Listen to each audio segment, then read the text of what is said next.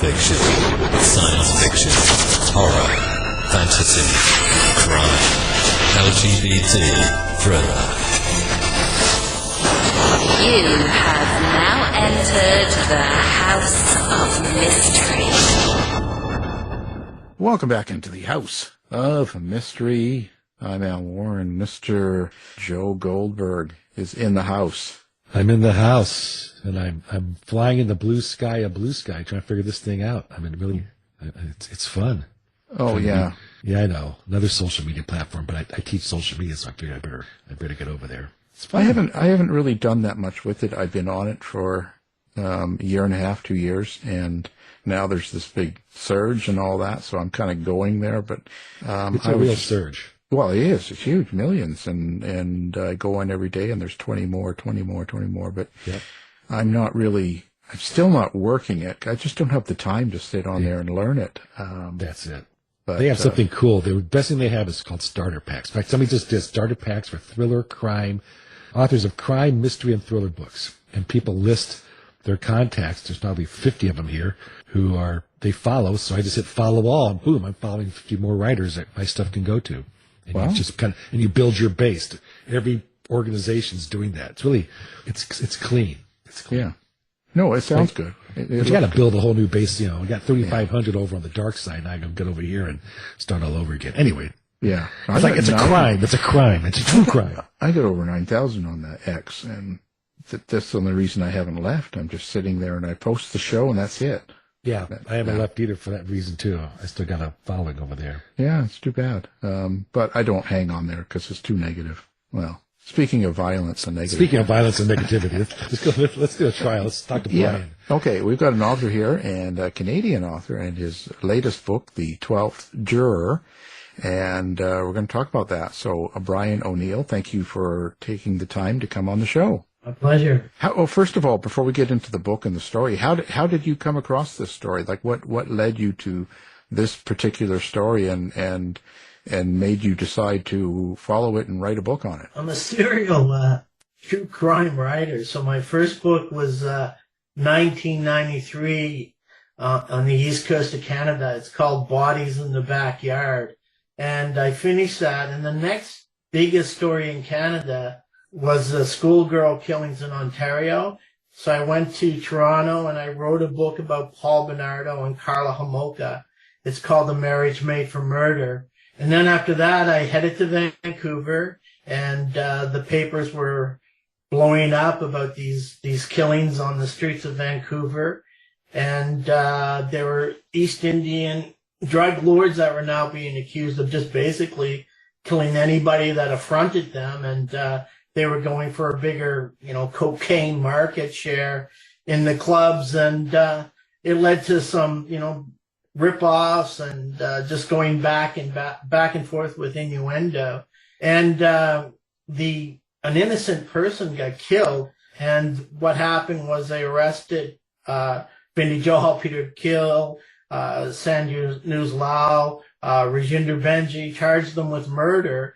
And they had a jury pool that was picked on Howe Street, and one of the juror members was Julian Guess. And she thought these guys were so good looking, and she was into her new fame as being a juror member, and she started to flirt with Peter Gill. And of course he saw it as an opportunity to stay out of prison, and he responded to it. And they ended up having a sexual relationship during the trial. And she was working for the RCMP, and she used her powers of persuasion to sort of say, hey, I'm not going to convict these people. This is going to be a hung jury. So unless you're going to acquit, let's hash it out. So they spent close to a week, and then they came back and they acquitted the murderers. And then a week later, she's at a very popular, trendy spot in Vancouver called the Pelican Bay. And one of the cops sees these guys dancing together, and that started an investigation into her. And it was just bizarre, everything that seemed to happen after that.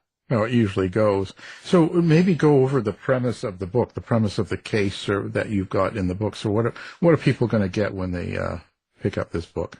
Accumulation of some of the characters, the bad actors, and just a taste of the criminal narrative from the start of basically Rajinder Benji saying that he doesn't want his daughter to be going out with anybody without his permission, and his daughter's, his sister is in high school, and she's at Tupper High School. She's a pretty girl, and that's sort of she starts to date a person from high school, and it leads to Rajinder finding out about it, and he puts pressure on his crew of drug dealers to find out who it is. And then when he does find out, he traps them over on Annis's Island, and he kills them, he murders them, and he stabs them 47 times and leaves them for dead in basically a water ditch on the side of the road. Were you able to talk to any of the main characters involved in the case? Yes. One of the eyewitnesses that was there and actually convicted a second-degree murder, and Rajinder Benji's best friend, Faisal Dean, called him from the prison. He was out in Mountain, which is just out in Agassiz, our federal prison. And, he explained it, how it went down. And then, of course, I got the transcripts and read through it and was talking to many of, a few of the lead homicide detectives, Rick Crook, John Haas, and one of the other New Westminster cops, Mike Judd. So how do you feel about the whole thing and how it worked out? I guess Guess got charged and she got convicted, right? Or what happened to her? Well, what happened was when the police received the tips, they started. We have the RCMP in Canada, and they were tasked with investigating it. And they, got the phone records from Julian Guest, Peter Gill. They discovered, a list of names, I guess, importantly, her sister. And they just basically said, tell us the story. I mean, but the other part is, it started this long procedure of having the other juror members at the Dosanjh trial be released from their, oath of and gag order not to speak to it, to actually go to testify at Julian's trial. But, before that, too, they would have given statements to the RCMP, and these statements would have been forwarded to, I guess, Joe Bellows, our Crown, and, he would have been able to discern, at a trial, where she had broken the law, which is basically, not to have any relationship with anybody at the trial, or you have to tell the judge you're having it and let him determine it. So it was all about the secrecy and the actual part where the juror members were saying that they felt coerced into providing a acquittal for the murderers because, they were up against this strong personality. Brian, how is it even possible? Were they not locked away? How did she get access to have this relationship with him? Was it all flirtatious, or was there actual physical? Physical, yes. But we don't sequester our jury pools. We don't, it's, one of the things that, obviously we say these words that, the Crown has to deal with and the police, it's first instance. So, this was an abomination, an aberration of, just human behavior. And they had to, obviously the judicial system felt that it was a tainted verdict, and they had to go and dig this all out. And then it's for she was convicted. She got 18 months. But I think for the most part, she's a single mother, no criminal record. And, she just had to live with this part of being kind of stigmatized as a complete and total idiot. But how did she was he out too? Yes, he was. Okay, that's right. First degree murder to me, you're kind of like usually maybe you might be locked away, but he was out on bail. I guess, from our system too, first degree, second degree, obviously very, very significant charges. Probably the most significant that our criminal system deals with. And, the length of time it takes people to get, to a trial and get judges, get it organized, and it takes so much time. So in one part, criminals say, oh, you know what, I'll do dead time and get time and a half, or I'll get out and, try to fight it. And with this thing, this case in particular, some people couldn't get bail and they were in custody during it.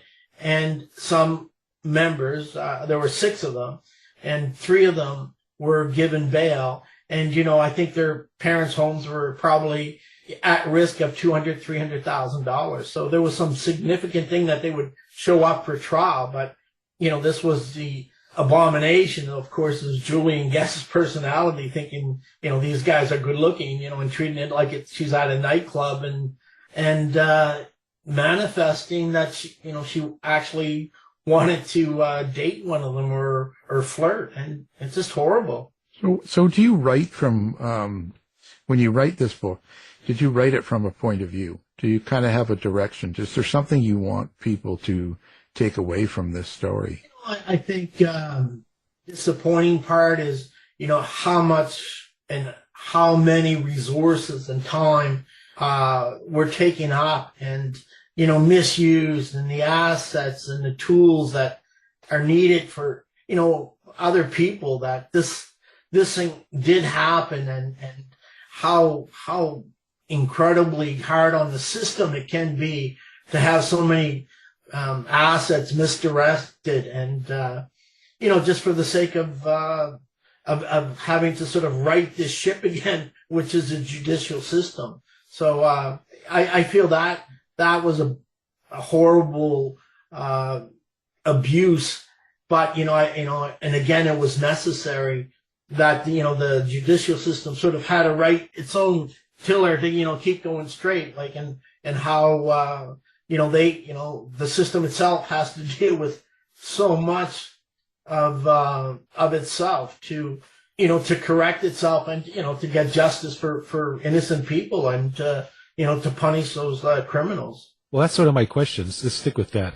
I mean, obviously there had to be, I guess, failings of the judicial and legal law enforcement system for this to occur. Nobody knew about it.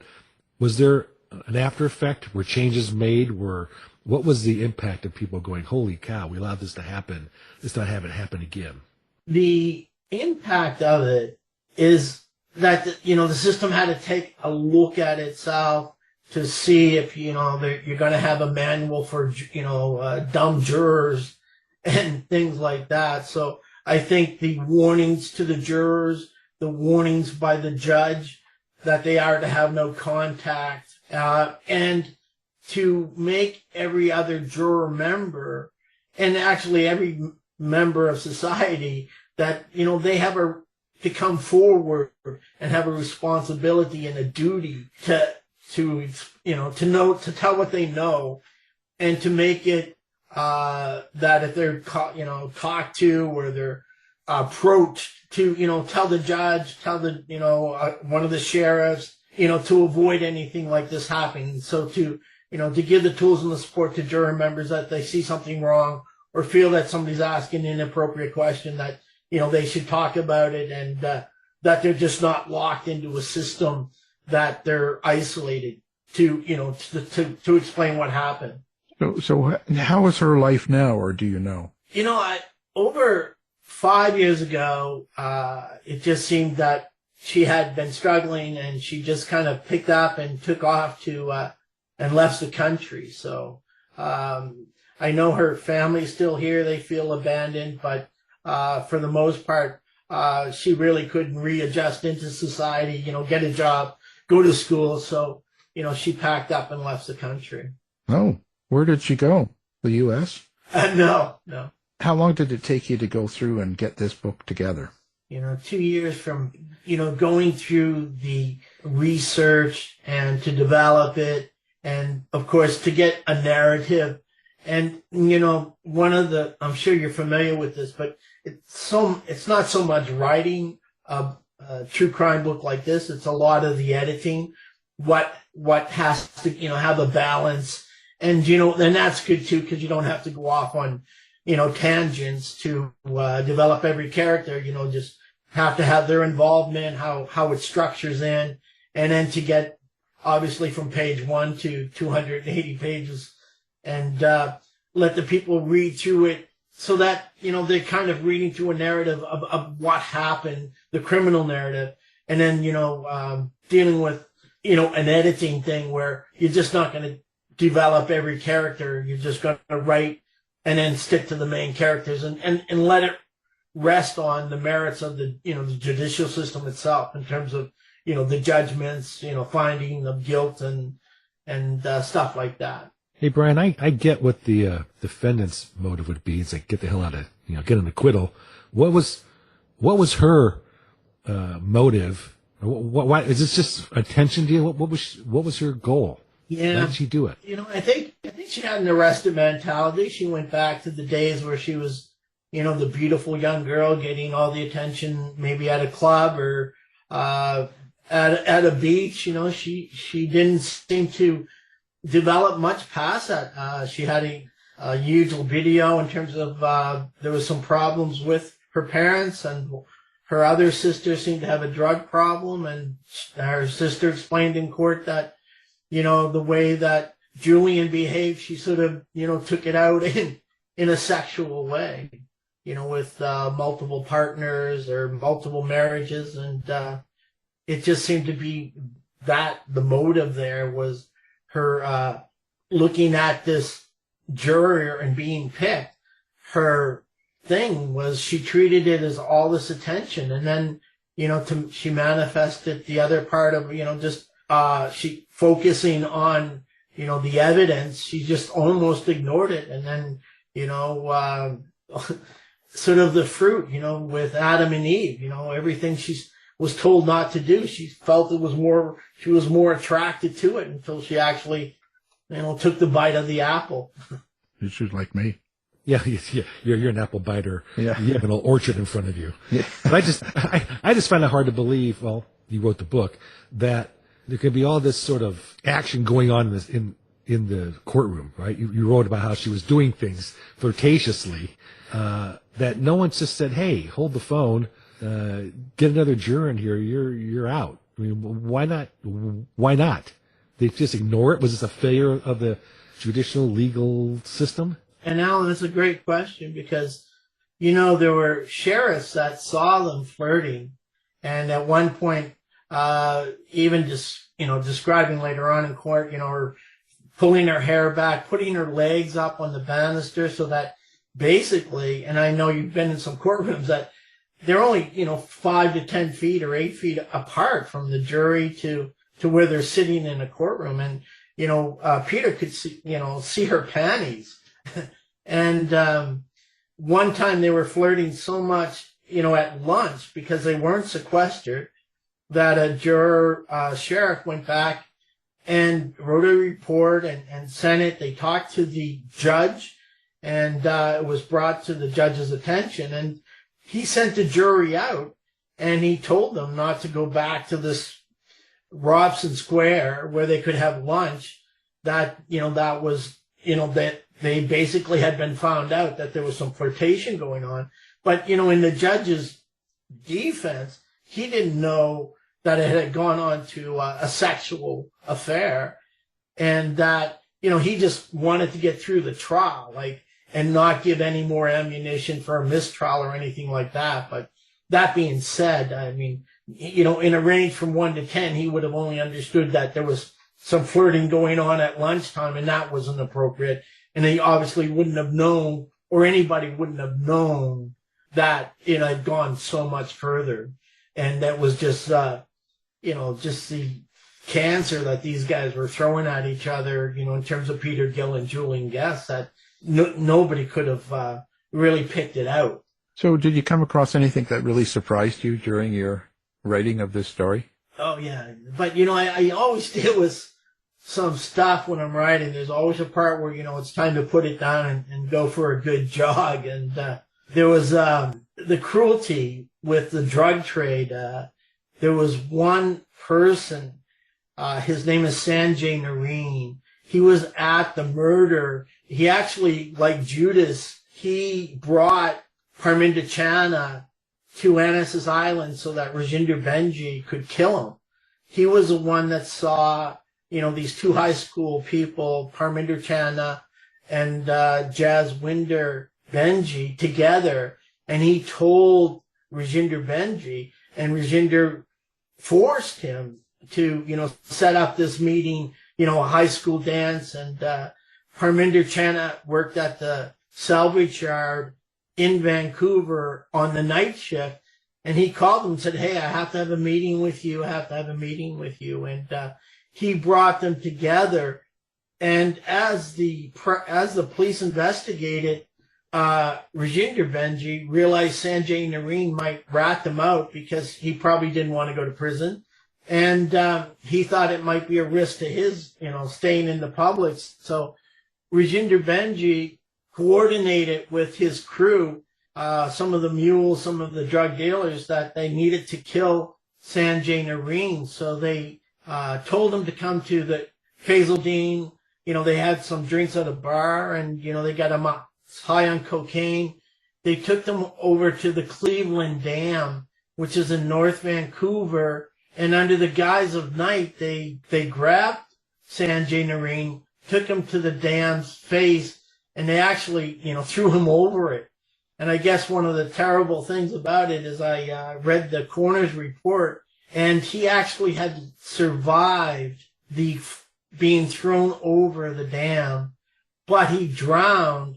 So he was attempting to sort of get out of the water, yelling and screaming. And, that's always a horrible part to realize the cruelty, that this person, just a kid, gets thrown over a dam to die. And then the other cruelty is he didn't die from those injuries. He actually died from drowning, getting wedged in between rocks because he couldn't support his weight. So just horrible stuff. How does that affect you? Like, each time you do one of these books, do you think it, do you need time to get over it, or can you just jump right into another book? It always takes me a lot more time to start writing page one, because I realize that, there's a huge, profound commitment to, why write page one if you're not going to be around to write page 260. So it takes me a bit longer to start writing these true crime novels. Yeah, pretty draining in that. So do you have anything planned next, or is this kind of like you do this, promote it, and then take a break? Yeah, exactly. Take a break. And the Bernardo thing, I guess that's causing a little bit of interest, right, with him going up for parole, even though he won't get out and stuff, and all the talk about that.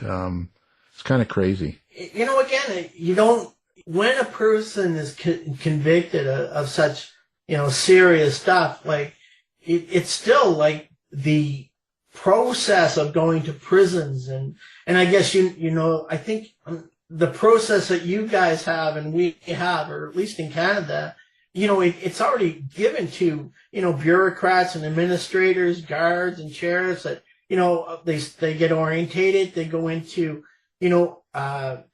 we have protective custody, and we have general population, and then you have just basically maximum and minimum and medium security. So there's a process of life of these people have to get, offered programs and retraining.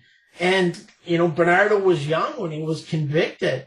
And now at 55 and 56 and 30 years into these sentences, we're at these points of letting them go. And that's part of these policies. And that this is where it's at, is being the evolution of what a sentence is. Whether a person gets for bank robbery, gets 10 years, he gets into maximum security, does his time, then he gets moved to minimum security or a medium security, then he gets day parole and released. And, with some of these criminals, they're just into a different range where at the same time, their sentence structure is meant for a release. So, that's a big part of the Canadian system is how they do their time and how we process, getting them to be re-released into society. Yeah, I found it, I think it's disturbing, the most part of the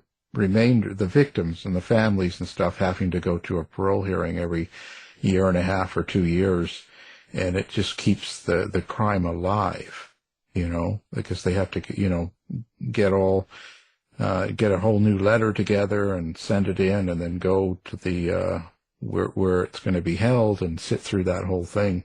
It's kind of an endless process. I can't imagine. I've been around the Mahaffey family. I've met the Frenches. The devastation. Their birthdays, every event. The process of high school graduations. Maybe with Leslie Mahaffey, of course, Christian.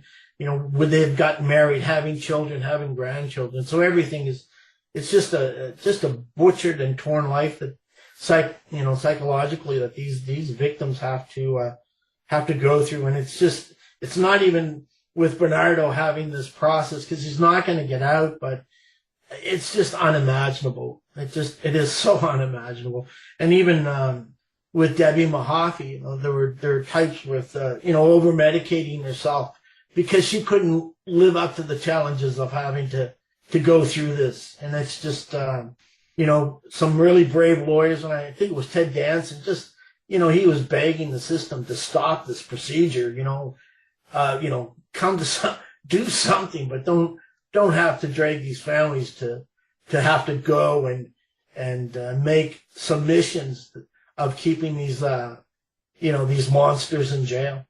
I know we could just talk to someone who had an interview, and he was talking about how he felt the whole media and everybody made more of a deal about Kristen French and her death than Mahaffey. And that was because French was from a wealthier family and Mahaffey wasn't. And that, did you feel that really happened? Definitely. Leslie had a previous, she had run away, and she got back home. And then the second time when Leslie went missing, there was a bit of a thought that, she wasn't given the resources to maybe catch, a killer, or to think of it that way. And then with Christian French, she was abducted in the middle of the day. She was supposed to come right home from school. And, that brought the fear of God into the investigators that, hey, we have a serial killer. We have to get every tool, every asset involved here to sort of rescue Christian French. And so that, there became this look that they didn't do enough right away to save Leslie's life or take the investigation serious. So I don't know at the end of the day if you can conclude that because Bernardo was such a monster, and how they looked at it, it was just a process of really understanding that one person was taking from school, and she just was going to come home at 3 o'clock or 3:30 on Good Friday. She was going to feed the dog. She was going to meet her boyfriend. And here you had something right in your face that from Leslie's benefit that, oh no, there's something going on here and we have to respond, 911 calls, so. Yeah. Not that the investigation dragged with Leslie. They just didn't know at that time or had the fear of God that we had a serial killer. Wow, interesting. So let's talk about how do you like your fans or readers to get a hold of you? Do you have a website? Do you have social media? Where's the best place to find Brian? I think if they go to truecrimecanada.net, my email's on that if they want to purchase a book, and I get email all the time and I answer questions, and I've been in some high schools and across the country, so I'm interested in true crime. It's a brazen aspect writing true crime books, but it's just how I've done the last 20 or 30 years. Well, we appreciate you coming on. Now the book, The 12th Juror, and our guest is the writer of that and many more. Check out his site. We'll have that site up on ours. Brian O'Neill, thank you. You're welcome. My pleasure. Thanks. This has been a production of the House of Mystery Radio Show. To find out more about our show, guests, or hosts, go to our website at houseofmysteryradio.com.